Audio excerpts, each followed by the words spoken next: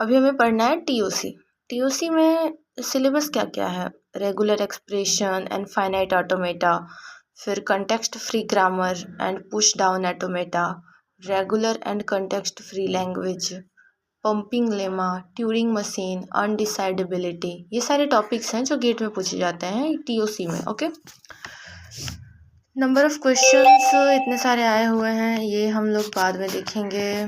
Then formal language introduction क्या होता है? देखो, सबसे पहले तो 4 टाइप के टी ऑटोमेटा है। कौन कौन से 4 ऑटोमेटा है? Finite automata, push down automata, linear bounded automata, Turing machine. Finite automata का क्या लैंग्वेज है? रेगुलर लैंग्वेज है, और इसका ग्रामर क्या है? रेगुलर ग्रामर है। याद कैसे रखना है फाइनाइट और रेगुलर को? Finite automata regular language, finite का रेगुलर है, finite regular. Push down automata का है कंटेक्स्ट फ्री, और देन लीनियर बाउंडेड का है context sensitive language. Push down का है कंटेक्स्ट फ्री, लीनियर बाउंडेड का है कंटेक्स्ट सेंसिटिव। कैसे हम याद रखें? Linear sensitive, linear sensitive, linear sensitive. Turing machine का है recursive enumerable language, recursive enumerable language. Turing recursive, Turing recursive, ट्यू रिकर यू आ रहा है दोनों में। लीनियर सेंसिटिव, लीनियर का sensitive. Push down context free, push free. Finite regular context free, context sensitive, Turing machine. और ग्रामर तो वही हो गया कि रेगुलर है तो regular grammar, then context free grammar, context sensitive grammar, recursive enumerable grammar. ठीक है, उसके बाद हम पढ़ेंगे types of formal language. Formal language का क्या क्या टाइप्स है?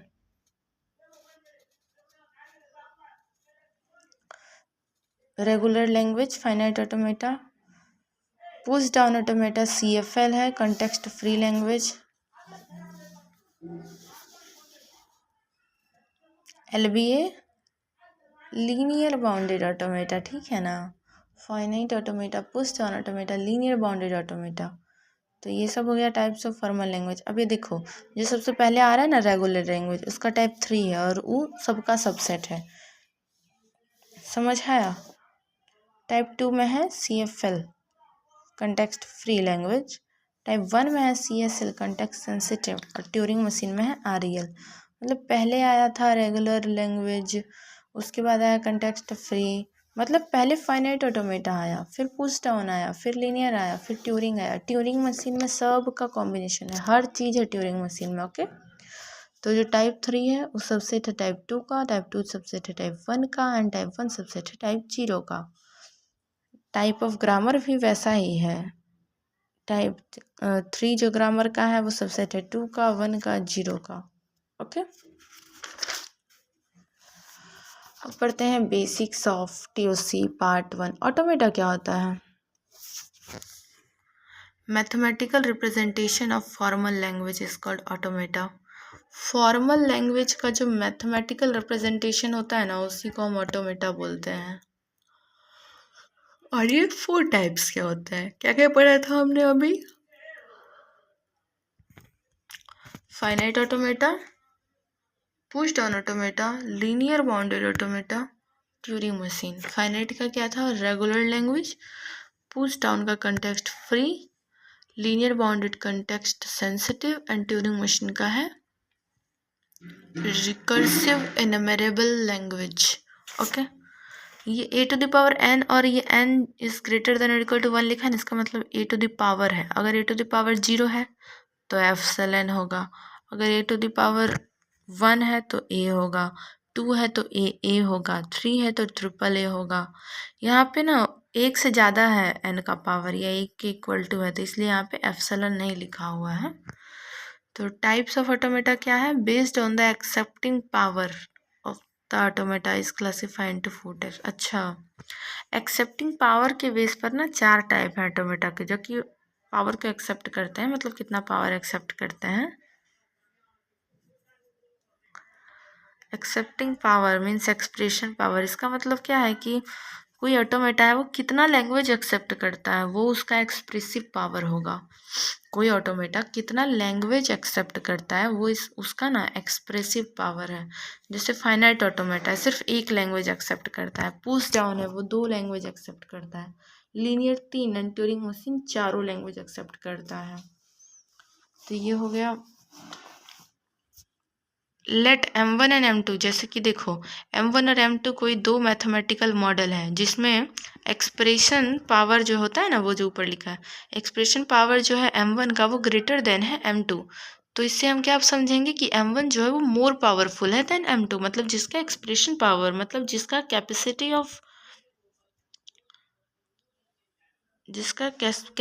ऑफ एक्सेप्टेड लैंग्वेज है ना, नंबर ऑफ लैंग्वेज की कौन सा मशीन कितना नंबर ऑफ लैंग्वेज एक्सेप्ट कर रहा है, तो वो उसका एक्सप्रेशन पावर है, और जिसका वो ज़्यादा होता है वो मोर पावरफुल होता है। तो इसमें हम क्या समझ रहे हैं, LBA जो है मतलब लीनियर बाउंडेड ऑटोमेटा, ये मोर पावरफुल देन है PDA एंड FA, मतलब पुश डाउन ऑटोमेटा और फाइनाइट ऑटोमेटा से ज़्यादा पावर है इसका। एंड तो ट्यूरिंग मशीन जो है वो तीनों से मोर पावरफुल है।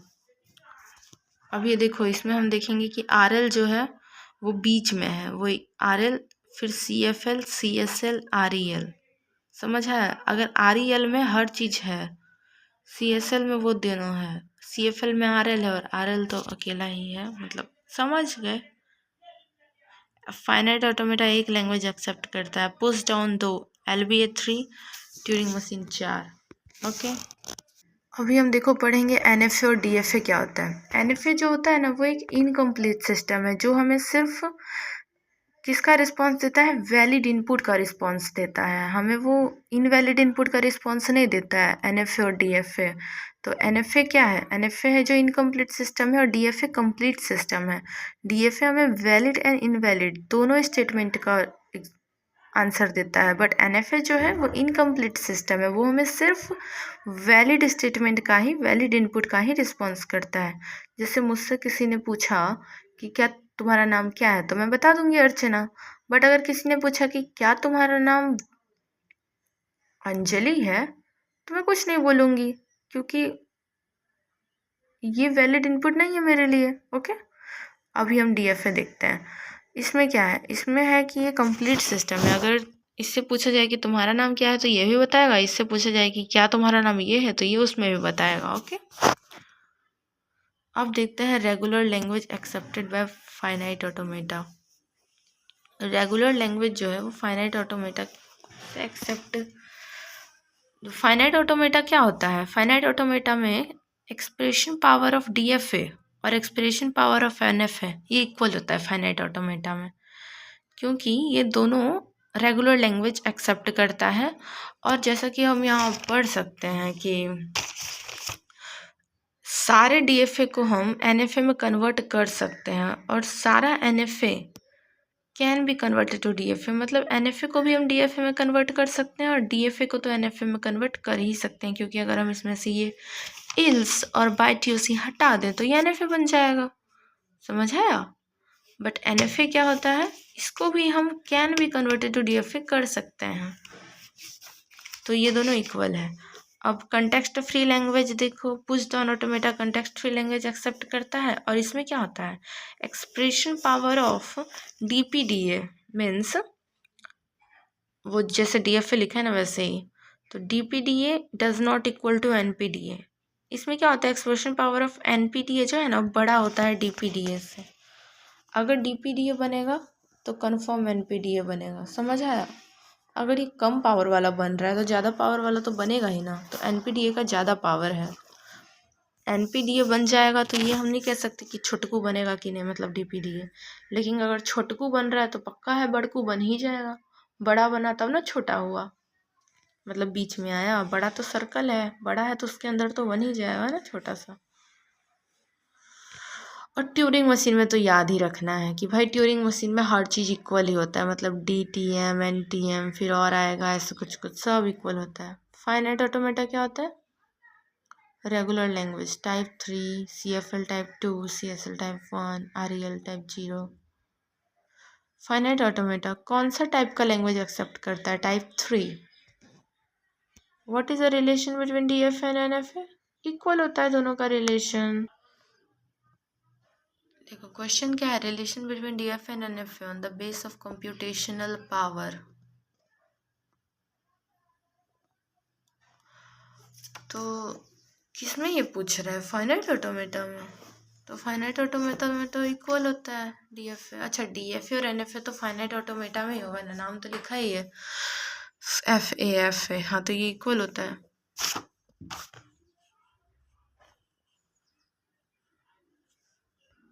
Which of the following is true, Mealy and Moore machine language accepted. ये तो अभी नहीं पता, बाद में बताते हैं। Finite state automata is language translator, नहीं पता। NPDA is more powerful than DPDA, yes ये करेक्ट है, NPDA is more powerful than DPDA. फिर which of the following pair have different expression power. सबसे पहले तो देखो डीएफए एंड एनएफए इसका तो सेम होता है। फिर DPDA determinate position automata and non deterministic position automata, नहीं भाई इसका तो डिफरेंट होता है, ये सही आंसर। उसके बाद deterministic single tape Turing machine and non deterministic single tape. देखो ये सिंगल टेप जो लिखा है ना ये भी सही है। Single tape Turing machine multiple,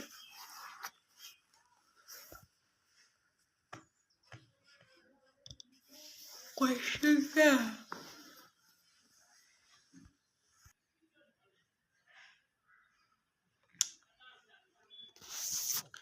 ये जो क्वेश्चन है एनएफ एंड एनपी,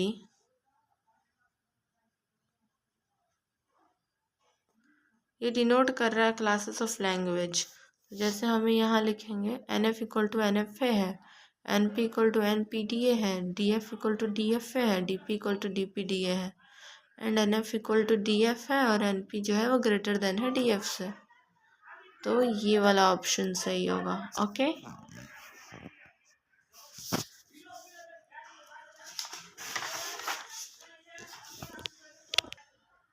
कौन सा कन्वर्जन जो है पॉसिबल नहीं है, regular grammar to context free grammar.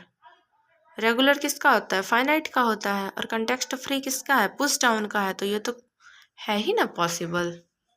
फिर नॉन डिटरमिनिस्टिक एफएसए क्या होता है। फिर पीडीए टू डी एनपीडीए टू डीपीडीए, तो एनपीडीए टू डीपीडीए कौन सा, नॉट पॉसिबल है, ये तो पॉसिबल है। एनडीटीएम टू डीटीएम ये भी पॉसिबल है। अच्छा हाँ पीडीए टू एनपीडीए टू डीपीडीए नहीं पॉसिबल है ना, ये तो गलत है, ये तो हम नहीं कर सकते कन्वर्जन।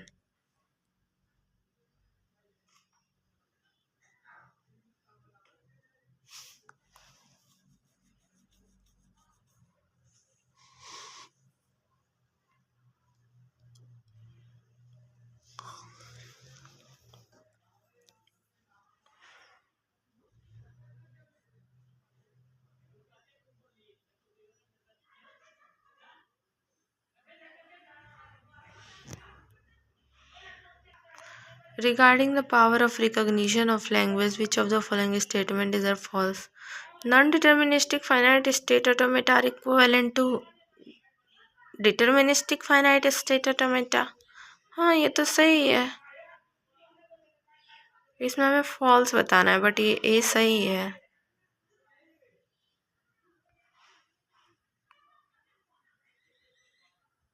नहीं बी गलत है। नॉन डिटर्मिनिस्टिक ट्यूरिंग मशीन ये भी सही है, मल्टी टेप ट्यूरिंग मशीन ये भी सही है, बस एक गलत है, non deterministic push down automata.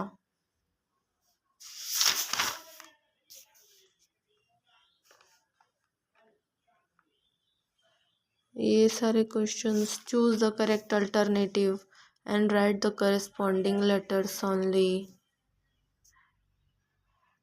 देखो ये क्वेश्चन क्या पूछ रहा है, ये पूछ रहा है कि सारे नॉन डिटर्मिनिस्टिक मशीन के लिए इक्विवेलेंट डिटर्मिनेंट मशीन एग्जिस्ट करती है, तो वो कौन सा लैंग्वेज है। एक तो वो फाइनाइट ऑटोमेशन है, दूसरा एनडीपीडीए एनपीडीए हो सकता है क्या, इक्विवेलेंट नहीं नहीं नहीं, ये नहीं। ट्यूरिंग मशीन हो सकता है, हाँ, ए एंड सी हो सकता है।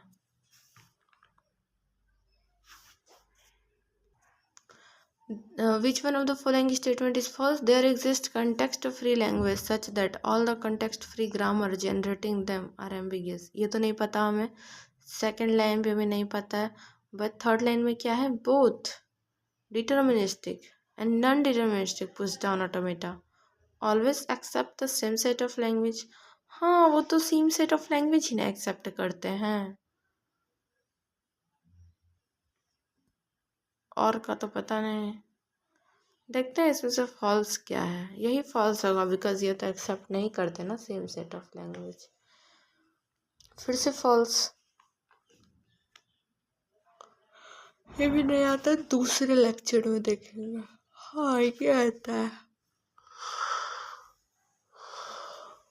If automata M accept language L in both deterministic and non-deterministic mode, then language L can be, क्या हो सकता है लैंग्वेज? अगर वो दोनों में इक्वल हो तो वो रेगुलर हो सकता है, वो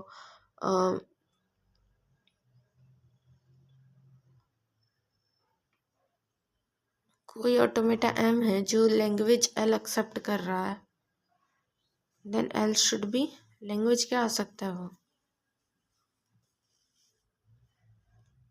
रेगुलर हो सकता है, आर हो सकता है।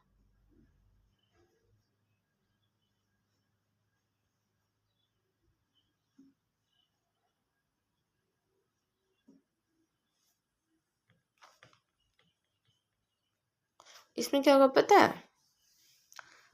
टाइप 0 से स्टार्ट है ना, मीन्स टाइप 0 जो है वो बड़ा है 1 से, फिर वो बड़ा है 2 से, फिर वो बड़ा है 3 से।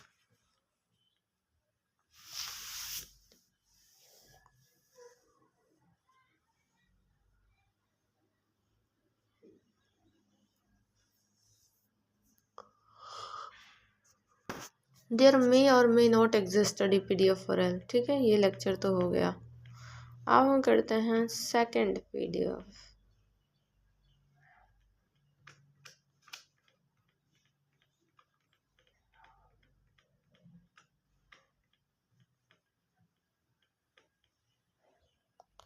मैथमेटिकल रिप्रेजेंटेशन होता है फॉर्मल लैंग्वेज का, उसको ऑटोमेटा कहते हैं। टाइप्स ऑफ ऑटोमेटा ये है, इंट्रोडक्शन ये है, एक्सप्रेसिव पावर ऑटोमेटा, फिर इंट्रोडक्शन टू TOC भी ये है, जिसमें हमने एक्सप्रेसिव पावर से शुरू किया था, जो PDA है मोर पावरफुल है फाइनाइट ऑटोमेटा से, LBA जो है वो मोर पावरफुल है LDA और FS से, और TM तो तीनों से मोर पावरफुल। NFA और DFA पढ़ लिया। NFA incomplete system but DFA complete system है। हर DFA के पास NFA होता है, हर NFA के, और हर NFA can be converted to DFA। Every DFA is an NFA। DFA जो होता है वो NFA होता ही है पहले से, क्योंकि उसमें सब कंटेंट है। अब हम देखेंगे सिंबल्स क्या होता है। सिंबल एक एटॉमिक एंटिटी है, मतलब सिंगल एंटिटी, समझ आ रहा है ना?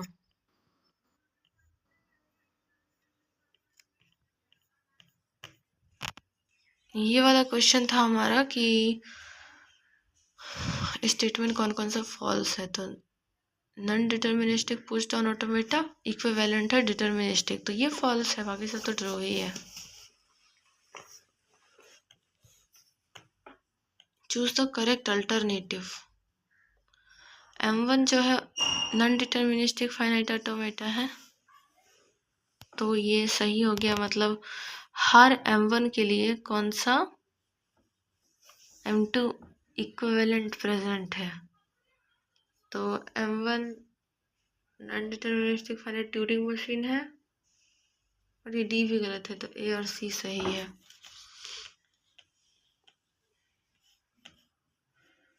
ये सारा ट्रू है, मतलब कौन कौन सा फॉल्स है। तो there is unique minimal DFA for every regular language, हर रेगुलर लैंग्वेज के लिए DFA है। फिर एवरी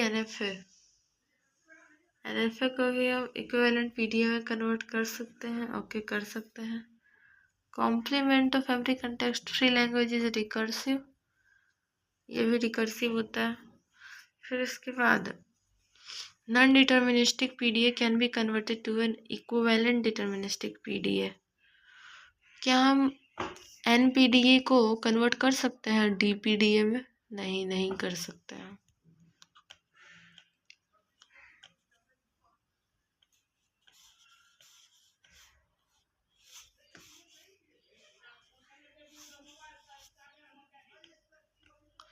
देखते हैं सिंबल्स क्या होता है। ये एक एटॉमिक एंटिटी है जिसका लेंथ 1 होता है।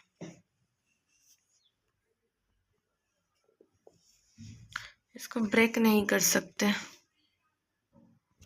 फिर पढ़ते हैं अल्फ़ाबेट। अल्फ़ाबेट क्या होता है? ये एक फाइनाइट सेट ऑफ सिंबल्स होता है जो कि नॉन एम्प्टी होना चाहिए, और एक फाइनाइट सेट ऑफ सिंबल्स होता है जैसे A, B, 0,1, A, B, C, 0, 1, 2, A, B, 0, 1, 0, 1, 2, 3, ये सब होता है। तो ये सब है अल्फ़ाबेट, मतलब finite set of symbols. String क्या होता है? इसको ना सिग्मा से डिनोट करते हैं। अब बताओ स्ट्रिंग क्या है? Sequence of symbols from the alphabet is called string. Sigma equal to 0,1। अगर सिग्मा 0,1 है तो 0,1 का कॉम्बिनेशन जो भी होगा वो इसका स्ट्रिंग होगा। समझ आया? जैसे ये देखो 0, 1, 0, 0, 0, 1, 1, 0, सारा इस सिग्मा का स्ट्रिंग है, मतलब अल्फ़ाबेट का। स्ट्रिंग क्या होता है? स्ट्रिंग फाइनाइट होता है एंड सीक्वेंस ऑफ सिंबल्स होता है। स्ट्रिंग जो है वो तो फाइनाइट ही होता है, मतलब जैसे देखो स्ट्रिंग का लेंथ फाइनाइट है ना, लेकिन यहाँ देखो स्ट्रिंग इनफाइनाइट बन सकती है। जो भी सिग्मा दिया हुआ है अल्फ़ाबेट दे उससे इनफाइनाइट स्ट्रिंग बन सकती है, लेकिन हर स्ट्रिंग का लेंथ जो है वो फाइनाइट होगा। जैसे इसका देखो 3 है, इसका देखो 1 है, इसका देखो 2 है। Length of string.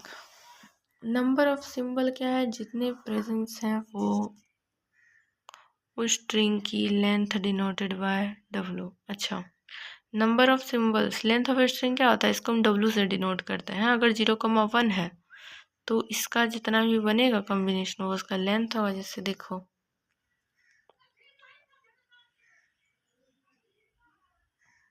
Same symbol भी हो सकती है। नंबर ऑफ सिंबल जितने प्रेजेंट हैं, मतलब सेम सिंबल भी हो सकता है। ऐसे देखो जैसे 1, 0, 1, 0, तो इसको इसका लेंथ 4 होगा। ये नहीं कि 2 होगा कि 1, 0 है 1, 0, नहीं। यहाँ सिंबल सेम हो डिफरेंट हो कोई फ़र्क नहीं पड़ता, कितने सिंबल हैं बस वो फ़र्क पड़ता है। इसका लेंथ 2 है, इसका 3, इसका 4, इसका 5। एम्प्टी स्ट्रिंग क्या है? String of length 0 is called empty string. उसको एप्सिलॉन से डिनोट करते हैं। एम्प्टी स्ट्रिंग क्या होता है? या फिर नल स्ट्रिंग। एप्सिलॉन को हम एम्प्टी स्ट्रिंग बोलते हैं जिसका लेंथ 0 होता है। लेंथ 0 होता है उसको हम एप्सिलॉन बोलते हैं। How many string of length 2 are possible? तो 2 लेंथ के लिए कितना स्ट्रिंग पॉसिबल है? अगर उसमें अल्फ़ाबेट में 2 सिंबल दिए हुए हैं तो वो 2 टू द पावर n हो जाएगा, क्योंकि सिंबल 2 है। 2 क्यों लिखा है पता है? क्योंकि जितना सिंबल है उतना लिखेंगे 2, जितना सिंबल है उतना लिखेंगे नीचे, और जितना लेंथ का निकालना है, जैसे लेंथ 2 का है तो 2 टू द पावर 2 कर देंगे, 4 निकल जाएगा। अब ये फॉर्मूला देख लो कि how many string of length n are possible if sigma is this. Length n, तो इसमें कितना सिंबल है? 2 सिंबल है तो 2 टू द पावर n हो जाएगा। अब इसमें 3 सिंबल है 0, 1, 2, तो लेंथ n का कितना होगा? 3 टू द पावर n। जितना सिंबल उतना टू द पावर n, जितने लेंथ का निकालना है n होगा नंबर ऑफ लेंथ। अगर 4 है वैल्यू तो 4 टू द पावर n। तो फाइनल फार्मूला क्या निकला? Sigma mod to the power n। Sigma में जितने सिंबल हैं उतना टू द पावर n हो जाएगा ये फॉर्मूला।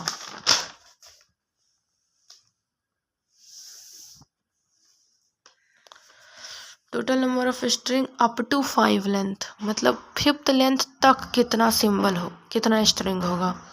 जैसे देखो 5th लेंथ का कितना स्ट्रिंग होगा तो वो तो हम बता देते कि 2 to the power 5, but 5th length है तो अब ये होगा, इसका फॉर्मूला होता है 2 to the power n plus 1 -1 divided by 2 - 1। इसका मतलब समझिए, इसका मेन फॉर्मूला ये होगा कि sigma two the power n plus 1 -1 और नीचे होगा सिग्मा का जो लेंथ है, मतलब सिग्मा में कितने सिंबल हैं उसमें -1। अगर 2 सिंबल है तो 2 to the power n plus 1 -1 नीचे होगा 2 - 1। अगर 3 सिंबल है तो 3 to the power n plus 1 -1 divided by 3 - 1 तो हो जाएगा 2।